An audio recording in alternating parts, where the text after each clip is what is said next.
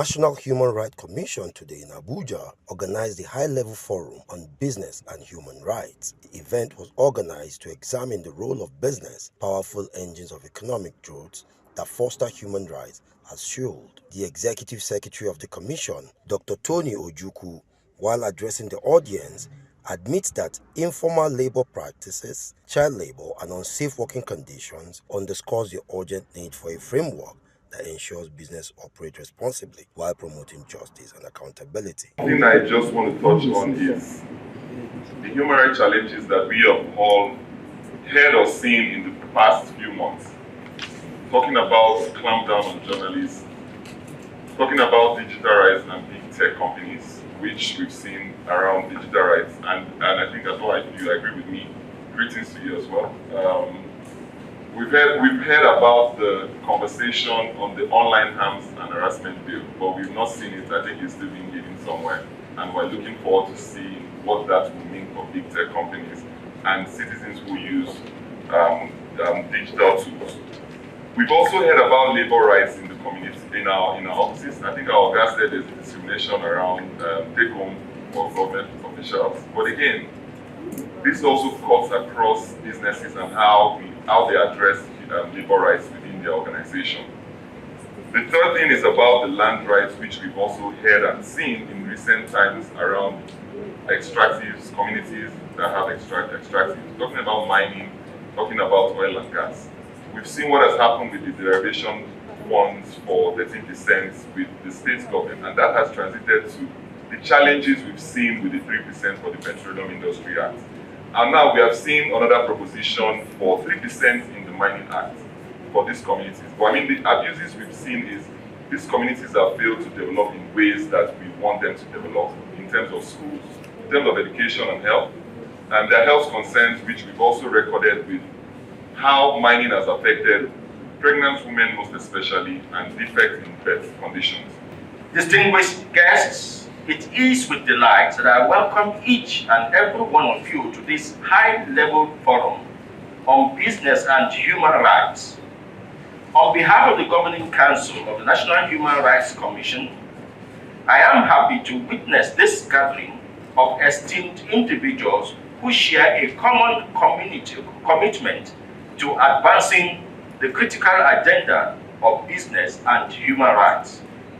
Today, we come together to deliberate on a subject of utmost importance: the intersection of business practices and the protection of human rights. Business activities have a profound impact on societies, economies, and the lives of individuals. Therefore, it is imperative that we ensure these activities align with human rights principles, respect the dignity and well-being of all individuals, and contribute to sustainable development.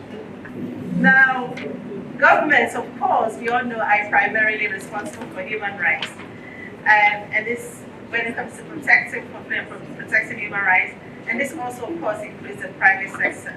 But we also need civil society and businesses themselves to find solutions to some of these challenges I've mentioned.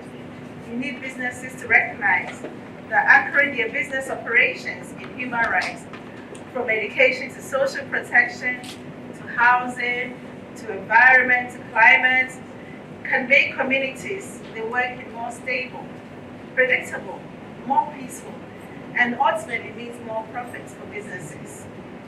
The Nigerian National Action Plan on Business and Human Rights, adopted in 2023, and based on the UN Guiding Principles on Business and Human Rights and other International Labour Organization agreed standards, as well as the UN Global Compact, provides key actions for businesses and the government to ensure that business-related human rights abuses are prevented, mitigated, and addressed.